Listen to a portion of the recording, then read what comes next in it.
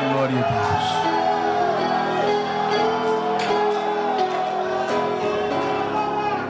Glória a Deus. Queridos,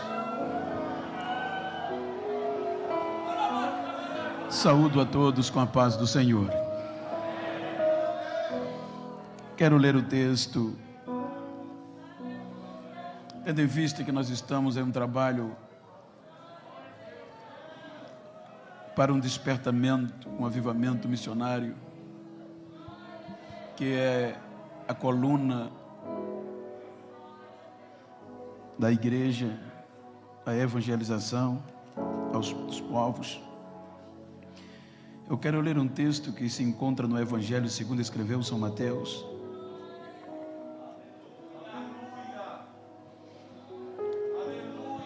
capítulo 28, versículos 11 ao versículo 15. São 5 versículos. Eu estou usando a versão King James atualizada. Está escrito assim: E sucedeu que, enquanto as mulheres estavam a caminho, alguns dos guardas foram a uma cidade e contaram ao chefe dos sacerdotes tudo o que havia ocorrido. Então os chefes dos sacerdotes reuniram-se em conselho com os anciões e tramaram outro plano. Deram aos soldados vultuosa quantia em dinheiro e lhes recomendaram que declarassem a todos. Os discípulos dele vieram durante a noite e raptaram o corpo enquanto cochilávamos. E se isso chegar ao conhecimento do governador, nós o persuadiremos a vosso favor e vos livraremos de qualquer reprimenda. Os soldados receberam o dinheiro e fizeram como havia sido orientados.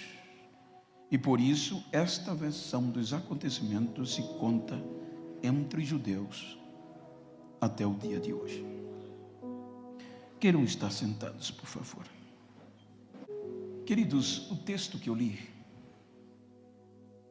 eu quero usar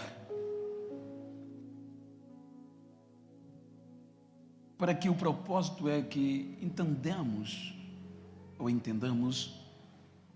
a responsabilidade e o tamanho da grandeza que há sobre a nossa geração. Os irmãos observam que ontem eu ative no Velho Testamento na grandeza do projeto que Deus levantou por meio de Abraão. E em todo o Velho Testamento os irmãos viram quantos investimentos Deus fez quando Israel titubeou. Então eu falei ontem que com a entrada de Jesus e os seus feitos, incomodou, porque Israel estava acomodado. E quando Jesus aparece fazendo aqueles milagres que nós falamos ontem e outros, algumas coisas despertaram o sentimento de inveja daqueles que tinham o direito de continuar o projeto. Então, quando os irmãos observam aquele ensinamento, os feitos de Jesus, os irmãos vão de perceber que por várias vezes no Novo Testamento os irmãos vão encontrar e Jesus ensinava aos seus discípulos. Os irmãos vão sempre ver uma diferença entre a pregação da multidão para o ensino aos discípulos. Então aqueles discípulos deveriam e poderiam e necessitavam ser sacudidos, avivados, para continuar um projeto que na ótica humana era inviável e impossível. Quando nós percebemos e analisamos o contexto, por isso que eu quero falar-lhes sobre inflamados para a missão, tendo em vista que a palavra no nosso vocabulário inflamados tem um significado de aceso em chamas. Não ser só aceso, tem que ter chamas. Quando nós analisamos os desafios que aqueles discípulos iriam enfrentar, e Jesus já sabia, tendo em vista que o primeiro ponto contraditório era que, na ótica humana, o ensino, o grupo que desenvolvia com Jesus esta mensagem, não tinha probabilidade diante da religião. Porque os mestres da religião, os escribas, eram referendados pela lei. Os seus discípulos representados pela lei, referendados. Mas Jesus não. Para eles, Jesus era mais um aventureiro, um perturbador da ordem pública, um herege. E, para piorar, surgiu do norte, da Galileia, aonde eles diziam que, num contexto religioso, nunca viria nada de bom dali. E ele e seus discípulos. Então, enquanto Jesus estava, os discípulos só observavam e aprendiam. Então Jesus sabia que eles iam enfrentar desafios terríveis, como culturais, religioso, político e econômico. Então veja que isso foi os principais motivos que Jesus enfrentou.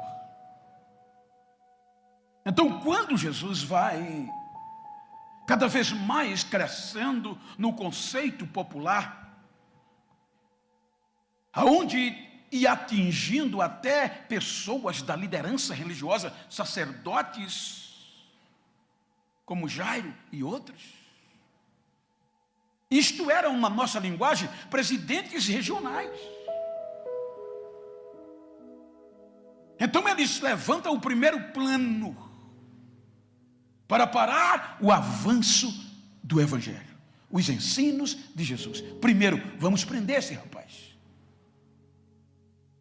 Aí os irmãos viram que eu disse ontem, que os soldados voltaram, não tiveram coragem de o prender pelos seus ensinamentos. Então, para agravar mais as coisas, Jesus vai e ressuscita Lázaro, com 4 dias de morto, fedendo, contrariando a crendice judaica, que depois do 3º dia não havia possibilidade de ninguém sobreviver. E Jesus vai lá e a notícia eclode. E a coisa se agrava mais quando Betânia, Maria, Marta resolve fazer um culto em ação de graças. E convida muita gente e o Mestre Jesus. Então, a mesa, a Bíblia diz que a mesa estava posta. E sentado à mesa, ao lado de Jesus, estava aquele rapaz que há 4 dias atrás estava podre no sepulcro. Aí o culto em ação de graça atraiu uma multidão, que a Bíblia diz que as pessoas agora iam a Betânia. Betânia se tornou o ponto turístico principal. A Bíblia diz que o povo ia para Betânia, não para ver Jesus, mas também para ver a Lázaro. E quando as pessoas viam Lázaro, se convertiam, acreditavam na mensagem. Aí veja que os poderosos foram lá com o intuito de observar. Quando viram as pessoas se integrando, voltaram, fizeram a reunião e disseram: agora não adianta mais prender, é matá-lo. E sancionaram matá-lo. Então o primeiro plano foi prender, não deu certo. O segundo plano foi matá-lo, porque matando acabava, porque muitos já tinham aparecido se dizendo ser o Cristo, mas nunca nenhum tinha feito o alvoroço que se fez. Aí disseram: vamos matá-lo. E resolveram empreender. Então você vê que a partir daqui, aqueles grupos que eu citei antes, eles combatiam um com os outros, mas com o objetivo de matar Jesus. Houve uma coalizão. Formaram um único centrão para acabar com Jesus. Então, religiosamente falando, então agora decidiram matar Jesus. Não ia resolver, porque ia torná-lo mártir, ia torná-lo pior do que enquanto ele estava vivo. Aí disseram: vamos matá-lo de cruz. Mas não tem na nossa lei, mas vamos usufruir do poder político do império, porque a morte de cruz era o mais alto nível da vergonha para um ser humano, porque ela queria dizer que a pessoa que morria de cruz era o mais alto nível de periculosidade, inimigo do império, insurreição, perturbador da ordem pública. Só morria de cruz quem não tinha direito. Qualquer pessoa que fosse levada à morte de cruz, só havia duas opções: a vergonha e o esquecimento. Então o plano principal era matá-lo de cruz. Por quê? Porque mesmo se alguém lembrar dele, não vai lembrar de mártir, vai ser a vergonha. A princípio a mensagem da cruz era para ser vergonha, como ainda é até hoje para muitos. Então disseram: se matarmos ele, essa ralé aí se dispersa, vai embora. E resolvem fazê-lo. Veja que quando eles levam Jesus à crucificação, pois não adianta falarmos de missões sem passar por aqui. Veja que quando eles prenderam lá no Getsemane, os próprios discípulos correram, e os mais próximos ficaram de longe. Quando Jesus é crucificado naquele dia de sexta, antecedendo a Páscoa, a Bíblia diz que a vergonha foi tremenda. Depois da humilhação do dia, depois de ser cuspido, machucado, dilacerado pelos chicotes, agora ele é exposto ao ápice da vergonha. Por isso que Paulo ao Filipenses diz: ele suportou o opróbrio, a vergonha. Ele agora está no alto por conta da sua mensagem, que era voltada para os perdidos e para todos que nela crescem. O maior investimento de Deus para resgatar o homem estava sendo exposto à vergonha pelo próprio projeto que foi levantado para o divulgar. Veja que você vê choros, você vê lamentos, mulheres batendo no peito,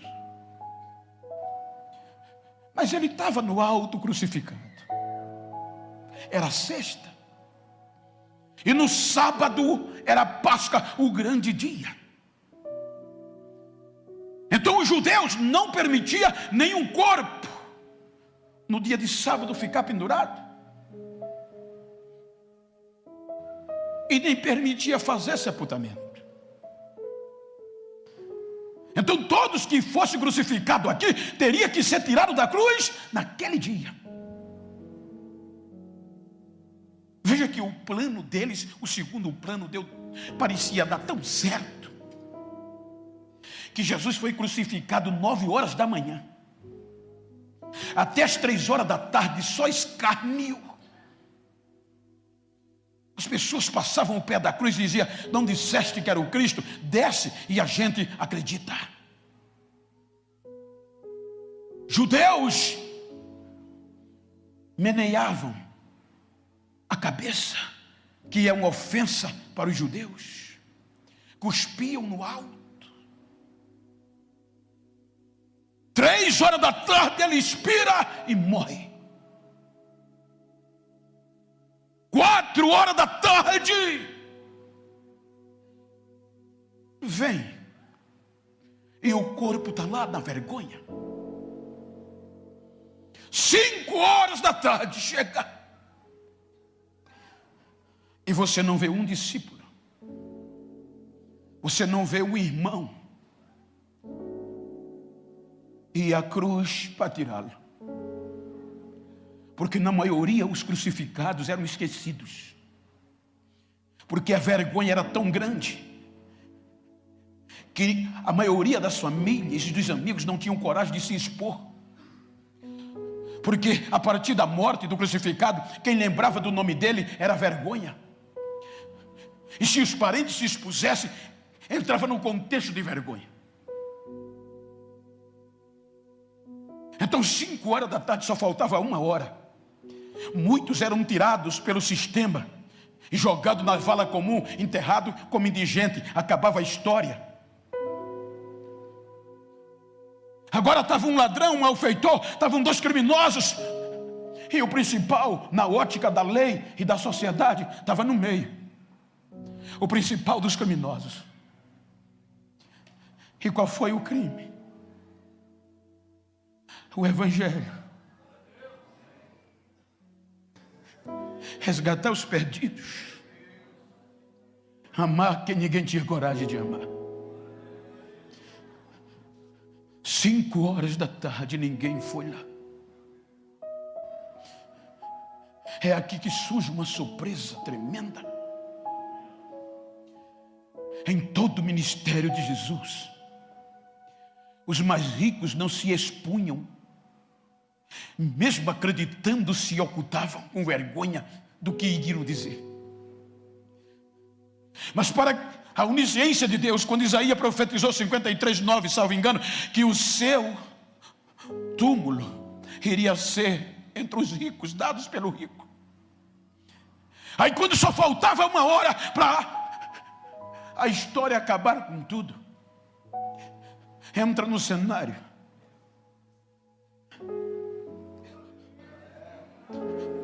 surpreendendo a religião e Pilatos, um homem chamado José, oriundo de Arimateia.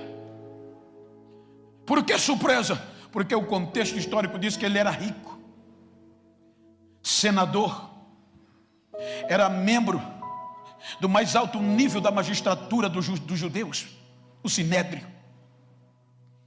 Então ele agora se expõe e vai a Pilatos e diz: me dá o corpo dele. Enquanto os irmãos, a família e os discípulos não tiveram coragem de se expor, aparece um homem do alto escalão da magistratura e se expõe: deixa eu tirar o corpo dele da cruz. Pilatos é surpreendido, manda certificar que ele já havia morrido e dá ordem para José tirá-lo do túmulo, da cruz. A outra surpresa, Nicodemos. Nicodemos não era um qualquer, ele fazia parte do contexto teológico da lei, era mestre. Esses 2 homens aparecem do nada na história, se expondo e investindo muito valor no projeto Missão. Enquanto muitas vezes a gente tem a história, sabe que ele está vivo, e a gente geralmente desiste na maioria da dificuldade, esses 2 homens importantes pegam tudo que tem para investir em um cadáver.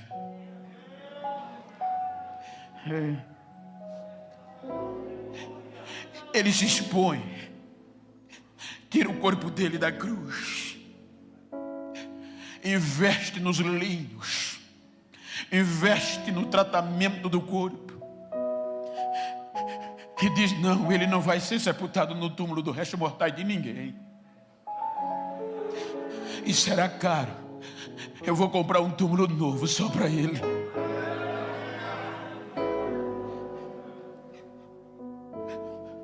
Os discípulos não aparecem. José e Nicodemos sepultam Jesus e a pedra é rolada. Enquanto a religião, os sacerdotes vibravam e diziam: o plano deu certo. Mas lembra que ele disse que ia ressuscitar? Vamos fazer o seguinte: não pode deixar o túmulo exposto. Vamos pedir ordem ao governador para botar uma escolta lá. E não era uma escolta, eram peritos. E colocaram lá, lacraram com um lacre imperial. Os irmãos vão de convir que na lei há um crime. Com a Polícia Federal chegou, que se ela cercar, lacrar com aquela fita, quem violar vai sofrer as sanções da lei. Então o lacre do imperador era pior do que isso. E a escolta estava lá 24 horas. Mas na manhã do terceiro dia,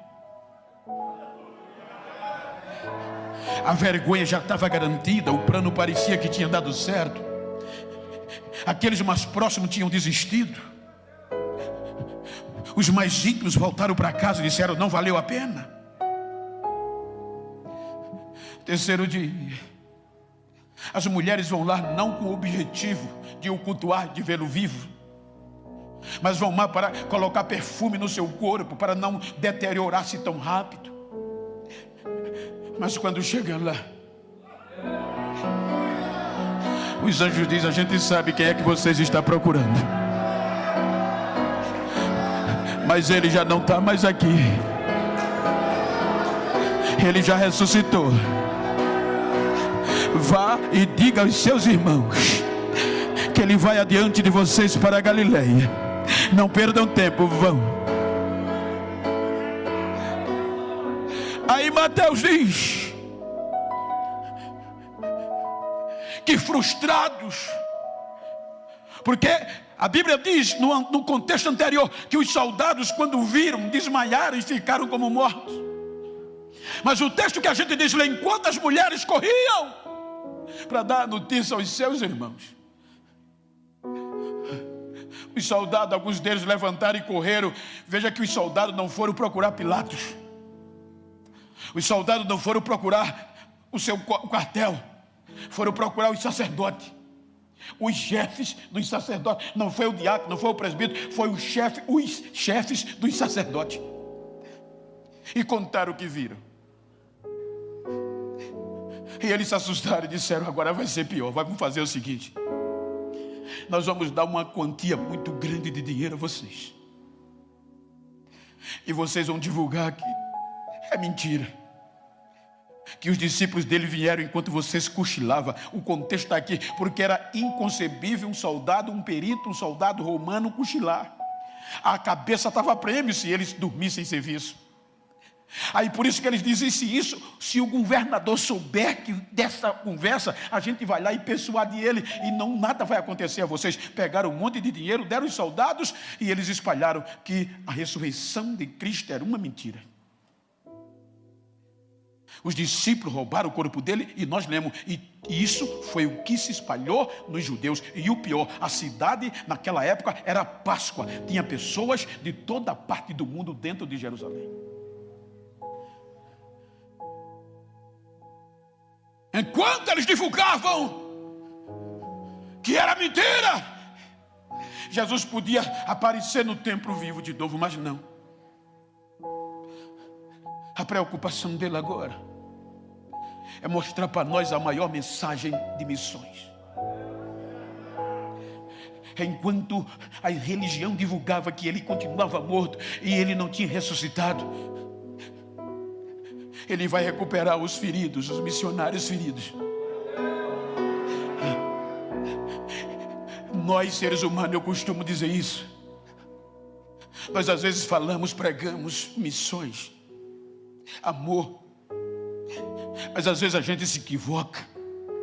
Às vezes a gente está preocupado em ganhar quem está tão longe e está perdendo quem está perto. Porque você sabe, eu sei que não é fácil permanecer na fé.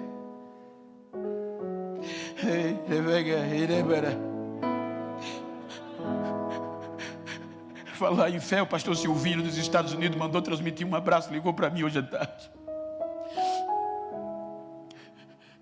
Você sabe que muitas vezes senta do nosso lado, irmão e irmãs, que rala com a gente para fazer missões,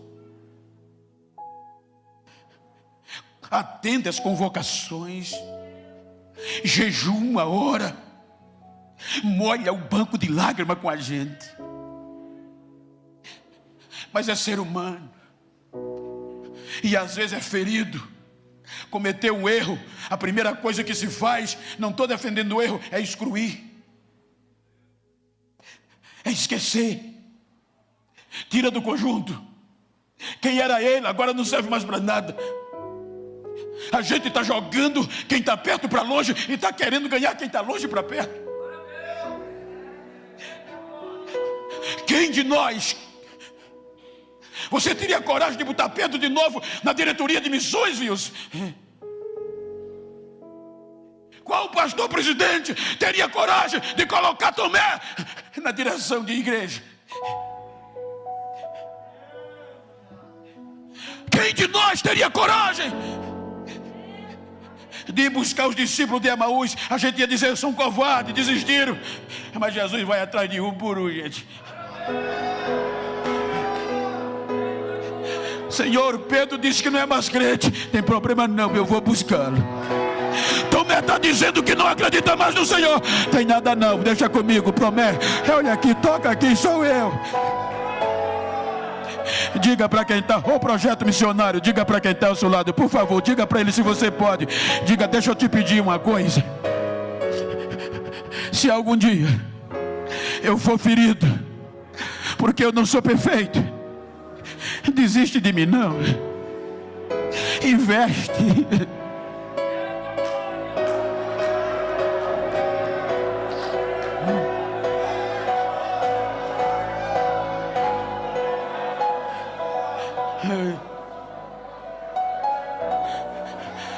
Eu já contei isso, e só que eu estou falando de missões, e missões é amar ao perdido. Eu tenho um amigo que é sargento dos Estados Unidos, e ele serviu no Afeganistão, e ele me contou uma história que eu amo. Ele disse, Bento, nós somos treinados como os militares para não desistir um do outro. Nós somos preparados para dar a nossa vida em prol do outro. Ele disse, às vezes, se a gente perceber que uma bala, um cartucho, um fuzil, um projétil vai atingir o nosso amigo, o nosso companheiro de batalha, a gente tem a função de se pôr na frente. Mas às vezes a gente não vê, e a bala atinge o companheiro, o braço vai embora, às vezes as pernas. E a razão do treinamento diz, não vale mais para nada, não serve mais para guerra. Porque o inimigo, ele não está preocupado em matar, porque se ele matar, ele só derruba um. Mas se ele arranca uma perna ou um braço, ele já vai ganhar no mínimo dois, porque um já não presta e o outro vai ter que cuidar do outro. Então ele diz, quando a gente olha, o cabo já está jogado lá no chão, sem perna, o sangue correndo, sem braço, e a razão diz, presta mais não. Mas o treinamento diz, não desiste dele, ainda serve, levanta.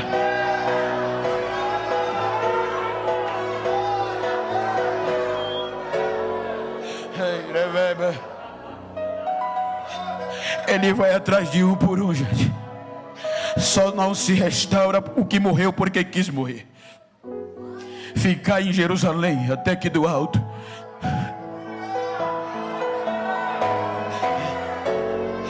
Em Jerusalém era onde tinha as maiores decisões políticas e religiosas. As principais decisões vinham de Jerusalém. Ficar em Jerusalém, para quê? Para fazer missões. Vocês vão ter que ser avivados, vão ter que receber poder, vão ter que acender, não só acender, mas vão ter que vibrar em chamas, vão ter que ser inflamados pelo Espírito Santo.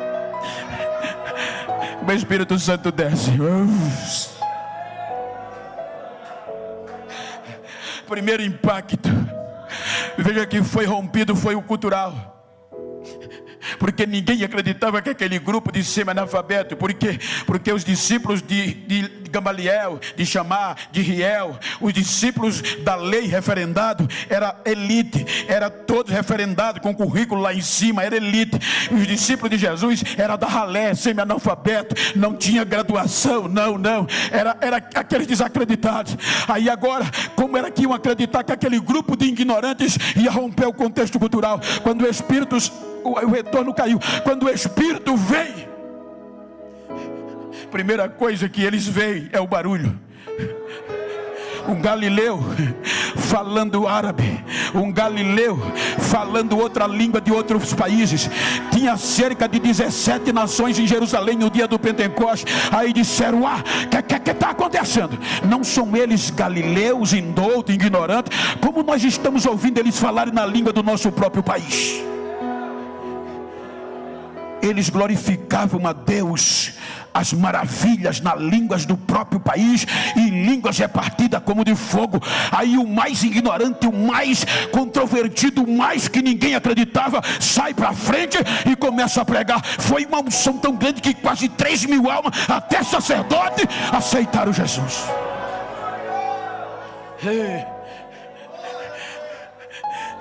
Agora não era só palavras, agora precisavam estar inflamados, porque a partir daqui a vida já não tinha mais valor.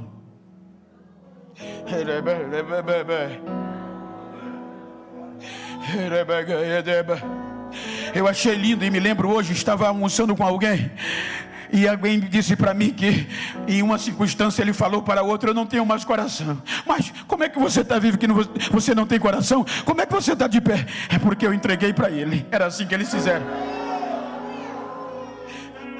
Com aquele advento de Pedro no coxo, João abalou a cúpula do judaísmo. Um coxo foi curado. Veja que está escrito em Atos que eles mesmos olhavam para o outro e diziam: não é possível, a gente conhece esse homem aí que está pulando dentro do templo. Esse homem já faz muito tempo que estava lá pedindo esmola, era coxo. Aí eles olhavam para o outro e diziam: esses rapazes estiveram com Jesus, esse Jesus está vivo mesmo. A gente está dizendo que é mentira, mas esse Jesus está vivo mesmo. Veja que como eles queriam para Jesus, a primeira coisa que a igreja primitiva recebe de ameaça é não falar de Jesus. Era lei. Nós estamos determinando você. E os irmãos sabem que o que era decidido nos sacerdotes era a boca de Deus para a sociedade judaica. Eles disseram: nós estamos proibindo vocês a falar e a ensinar nesse nome chamado Jesus. Pedro estava tão queimado pela chama que ele olhou para a autoridade e disse: pensem bem vocês, é melhor obedecer aos homens ou a Deus? Nós vamos continuar afogueados, inflamados, fazendo missões. Que paixão é essa? Que avivamento é esse? Chicote no lombo, cadeia neles. De noite o anjo vai, abre a cancela, e no outro dia de manhã eles já estavam na rua, pregando, fazendo a obra.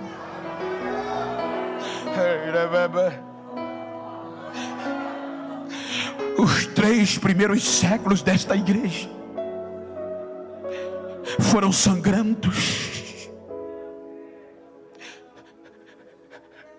Como é que aqueles homens que haviam negado recentemente agora estavam diante de ameaças como a própria cruz e não desistiam? Como é que aqueles homens que há poucos dias atrás não tiveram coragem de tirar o Senhor da cruz, mas agora as autoridades arrancavam o couro deles vivos e eles não desistiam mais?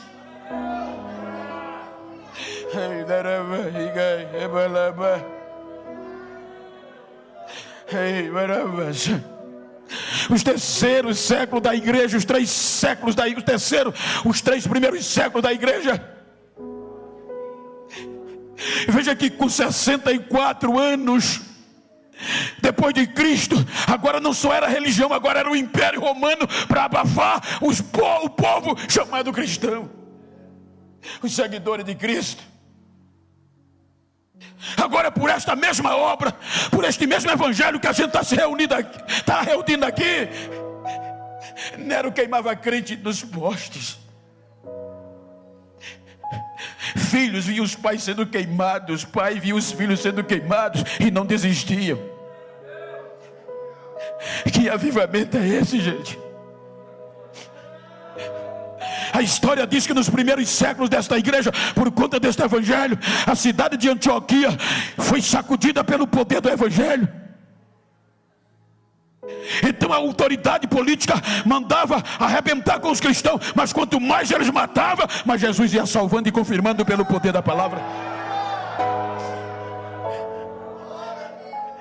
O terceiro século, Diocleciano arrasou com os cristãos. Os cristãos não podiam trabalhar no exército. Os cristãos foram expulsos de Roma.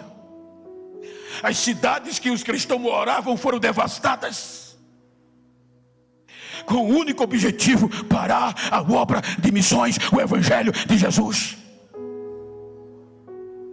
O quarto século, a oportunidade. Jesus entregou o mundo na mão do cristianismo. Constantino nomeou o cristianismo a religião principal do seu império, do Império Romano. A corrupção veio. E agora pena, missa, desculpe, não quero inflamar, algumas coisas pormenores foram implantadas dentro do cristianismo e as pessoas aceitavam, mas os verdadeiros cristãos não se corrompiam. Aí desencadeia uma perseguição implacável. Para quem não aceitasse os dogmas, dogma não se discute, se obedece. Então os algozes saíam pelas regiões arrebentando com os cristãos. A história do cristianismo diz que muitos jovens homens eram deitados cristãos, missionários, em balcões de madeira, de pedra, de barro. Uma engrenagem nos pés e outra na mão, corrente nas mãos, corrente nos pés. Um soldado rodava a roda para cá, o outro para o outro lado. E o algoz no ouvido: ou você desiste, ou vamos estraçalhar você.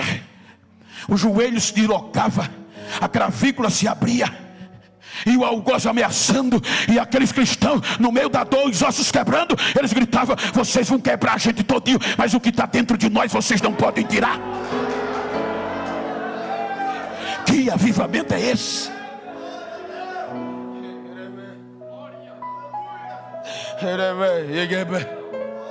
Jesus disse: a porta do inferno não vai prevalecer. Quando ele disse isso, ele não estava dizendo que era o inferno que vinha, ele estava dizendo que era a igreja que ia. A igreja vai, a igreja tem a ordem de partir para cima.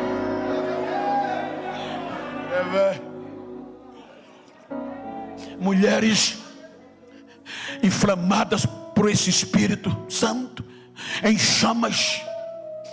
Os algozes colocavam alicates, apetrechos romanos no peito delas, nos seios. O algoz apertava e o outro ficava fazendo pressão psicológica: ou vocês abrem mão desta mensagem, deste evangelho, deste Cristo, ou a gente arranca o peito de vocês. Os peitos estouravam e elas não desistiam: vocês arrancam os peitos da gente, mas o que está dentro de nós vocês não podem tirar, porque já está na veia.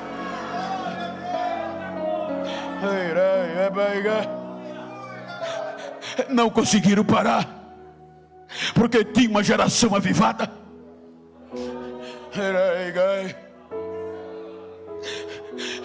E o pior, a notícia se espalhava: ele morreu. A notícia da ressurreição: ele vive, é para nós. Mas para ele, o que rolava era que era loucura pregar o evangelho.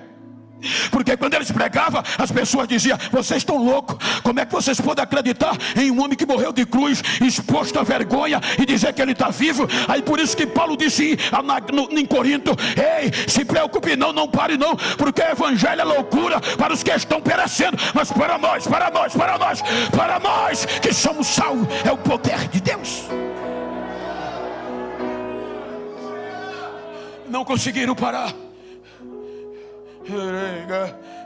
Século 13, 1229.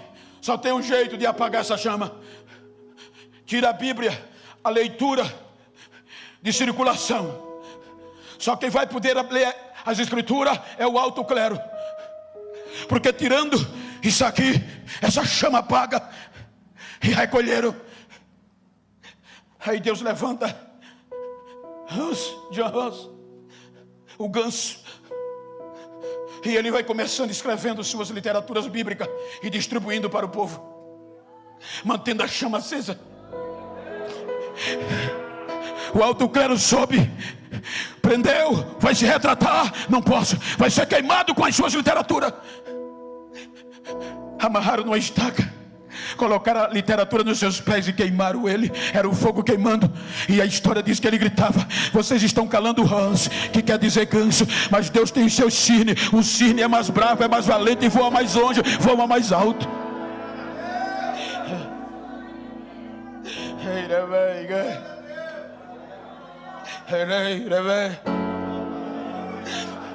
Século 16, 1545 vem a reforma protestante, porque disseram que o sangue de Jesus não tinha mais efeito para a salvação, que a glória não era para saudar mais a Deus, que a fé já não importava tanto mais. Aí vem as 5 solas de Lutero. A pressão para ele desistir foi tamanha, que a sua história conta que um dia ele se enclausurou.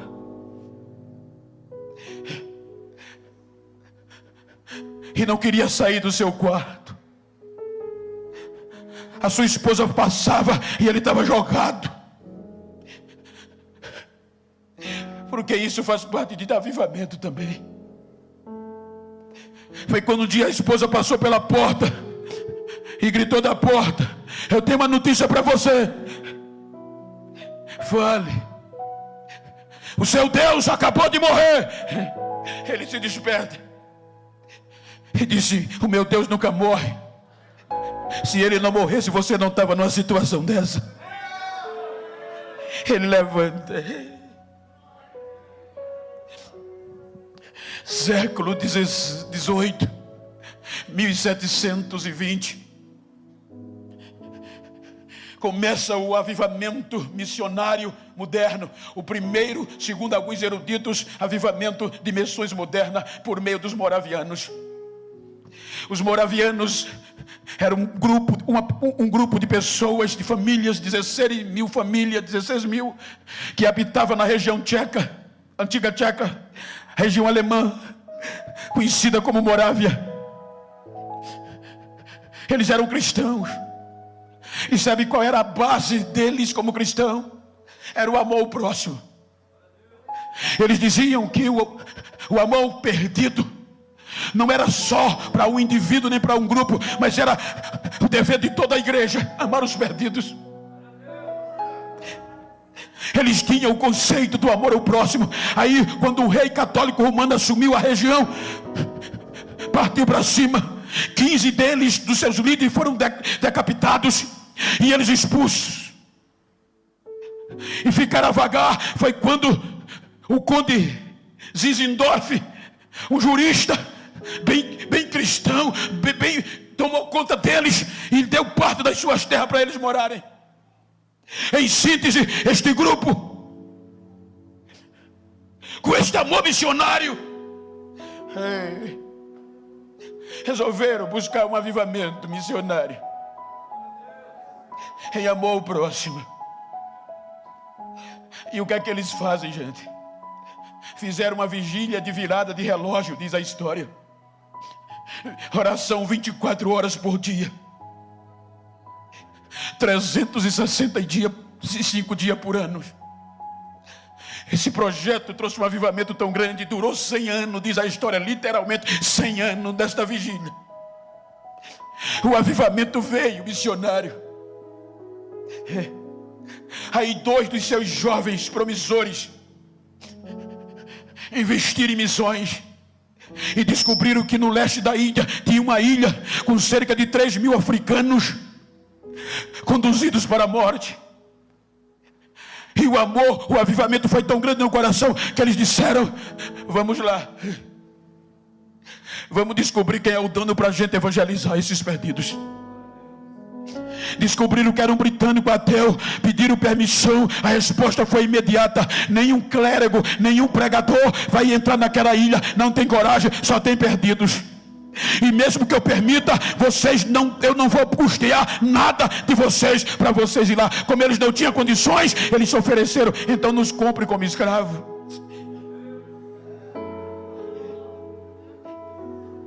Se venderam como escravos, para o dinheiro da compra pagar as passagens para ir para a ilha. Os amigos diziam: nunca mais vocês vão voltar, são escravos, nunca mais vocês vão ver suas famílias. Quando o barco se afastava do porto, choro, grito, e eles sabiam que nunca mais ia voltar. Foram vendidos como escravos por amor a Cristo. Eles gritavam: não importa, é para que aquele que morreu pelos nossos pecados receba a recompensa pelas nossas vidas.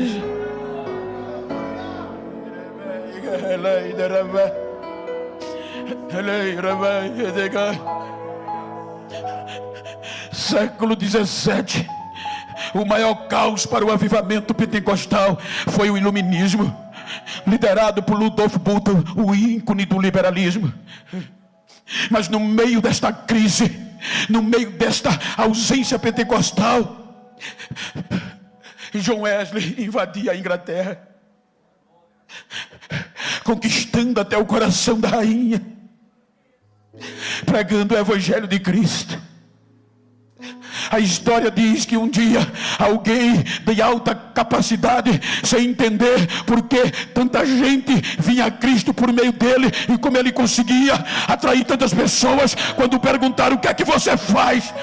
Ele disse simplesmente: eu me lanço às chamas e o povo vem me ver queimar. Eu me lanço às chamas e o povo vem me ver pegar fogo.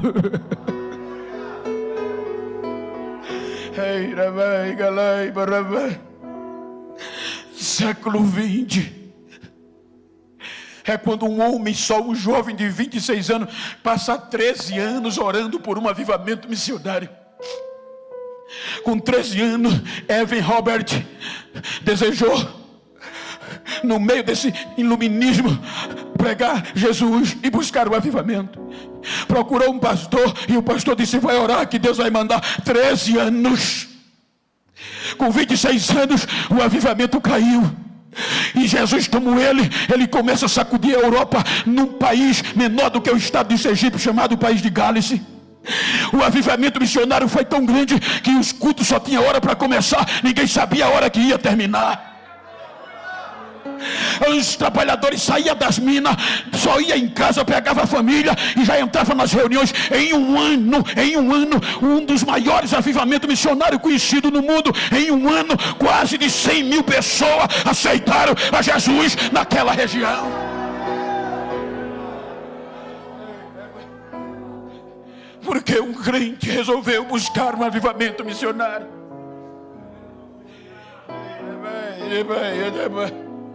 Olha para quem está ao seu lado e diga: hoje eu vou me sacudir nas chamas e você vai me ver pegar fogo.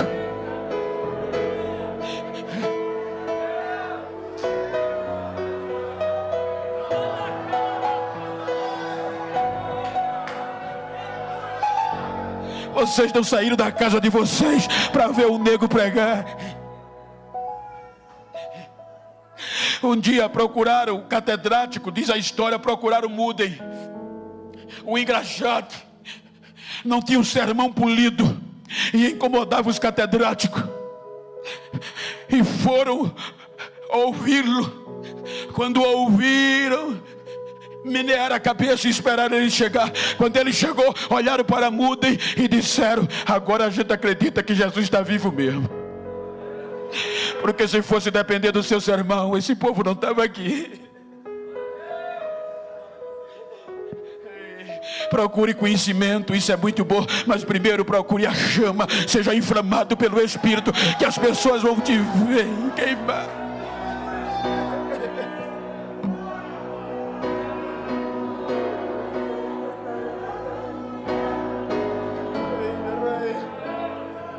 Hoje, entre aspas, nós estamos preocupados, nós entre aspas, de buscar glamour, quando Deus inflama alguém, já é cobrando altíssimo valor para pregar. Estamos numa época que já não querem mais pregar, quando o aeroporto é a mais de 60 quilômetros da cidade. Ei, nós não fomos escolhidos para isso, nós somos chamados para pregar aonde quer que vá, na Judeia, na Samaria e até aos confins da terra.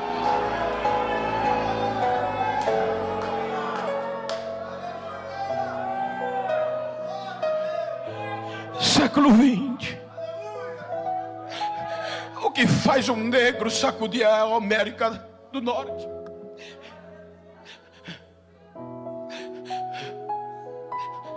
Um negro cheio do Espírito Santo, chamado Seymour, sacudiu os Estados Unidos no meio do racismo e do capitalismo, e o grande avivamento da Rua Azusa caiu, porque um homem preto rejeitado buscou um avivamento missionário. Quando o avivamento caiu, ele não pregava nos grandes centros, obrigado, mas era com a Bíblia em cima de caixa de papelão no meio da rua. Mas era um avivamento tão grande que a história diz que quem passava aceitava Jesus, e Jesus batizava com o Espírito Santo.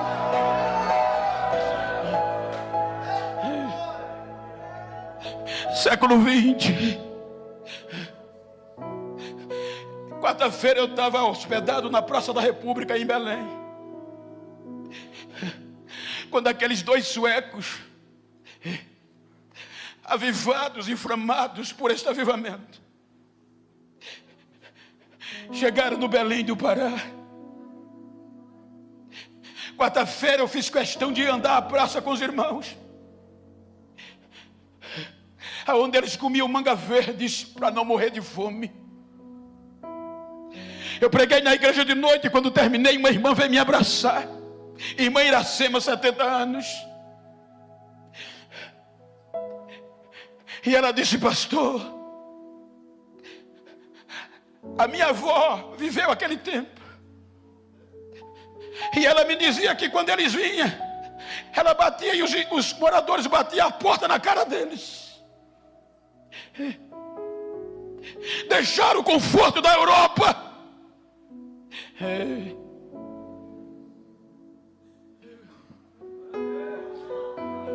deixaram o luxo da Europa para vir comer manga verde, para levar a porta na cara.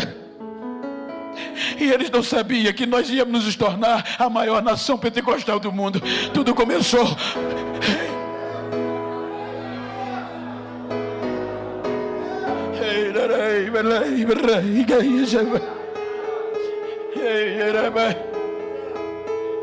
Século 20.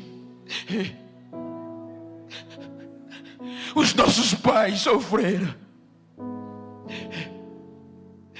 Ela me disse: pastor, eu ainda acompanhei, eu tenho 70 anos, nasci na fé, porque a minha avó não resistiu muito, e o meu pai, a minha mãe aceitaram a mensagem quando eles pregavam, mesmo batendo a porta, mas não resistiram e se tornaram crente. Ela disse: quando eu nasci já nasci crente.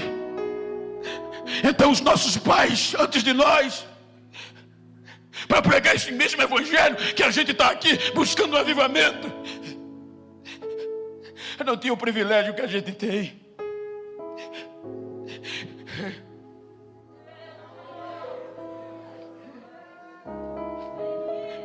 Era pedrada na cara que o sangue caía.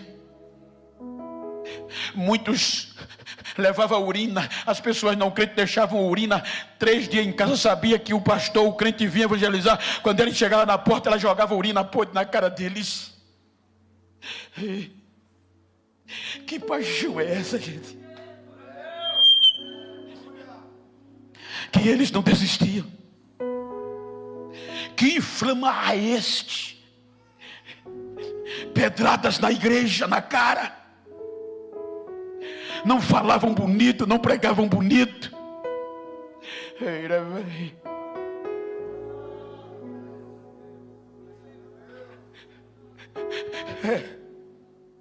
Iam fazer missões. Quando ganhava era uma alma. Andava 12 dias para chegar em determinado lugar. E para chegar lá não tinha hotel reservado, porque não existia. Quando tinha muito para dormir, era debaixo de um pé de pau ou na beira do rio.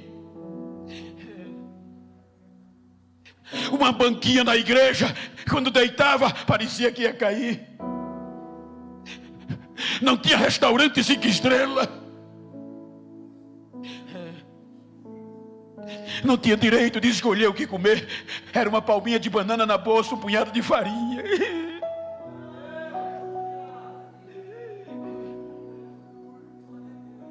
Para pregar este mesmo evangelho.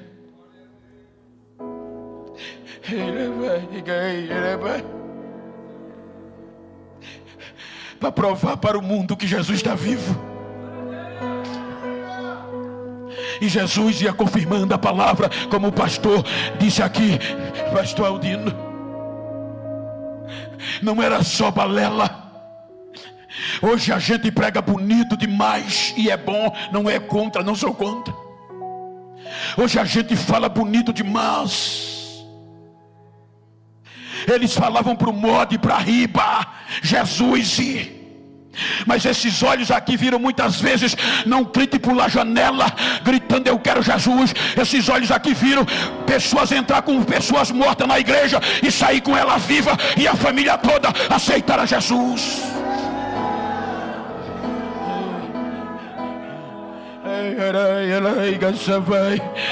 Eu mesmo comprovei em muitos momentos que culto não precisava de famoso, nem de popstar, nem de estrela. Não, o culto começava com o hino da harpa, o avivamento caía, Jesus batizava e os crentes iam para casa em carro de mão, nas costas, movidos por este avivamento.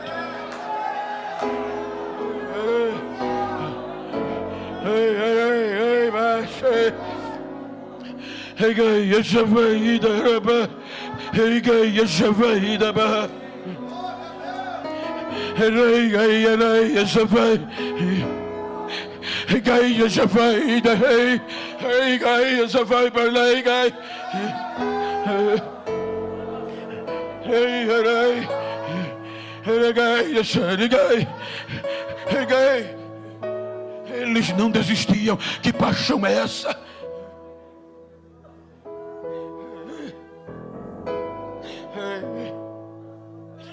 Olha para quem está ao teu lado, diga para ele: chegou o século 21. Mas fala com vida, diga: chegou o século 21. Olha para ele e diz: agora é a nossa hora.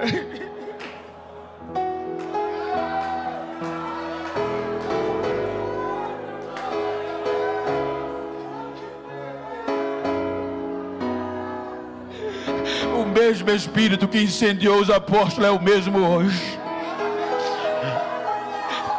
O mesmo Espírito, a mesma igreja que tem sobrevivido à pressão cultural, religiosa, ideológica, a mesma igreja que sobreviveu às pestes bubônicas, às crises, ela é viva e ela suporta a pandemia, ela suporta tudo quando a igreja busca.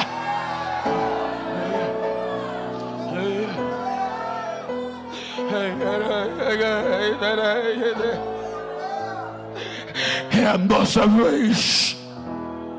Veja que quando Paulo escreveu a carta aos gentios de Roma, os gentios foi quem sacudiram o Oriente, a Europa, a chegaram no Brasil, em todos os continentes. Mas Paulo advertiu, dizendo em Romanos capítulo 11, versículo 25, ele disse: eu vou dizer um mistério a vocês, para vocês não se ensoberbecerem, se acharem sábio demais.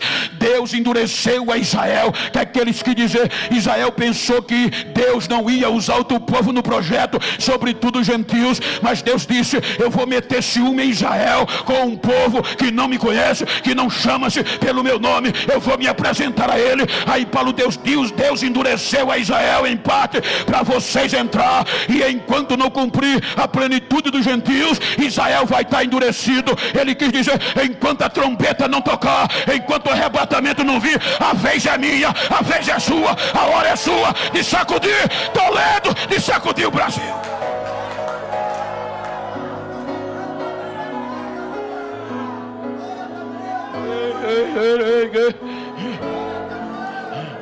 Regai Shavai de Reba. Regai Elei Shavai.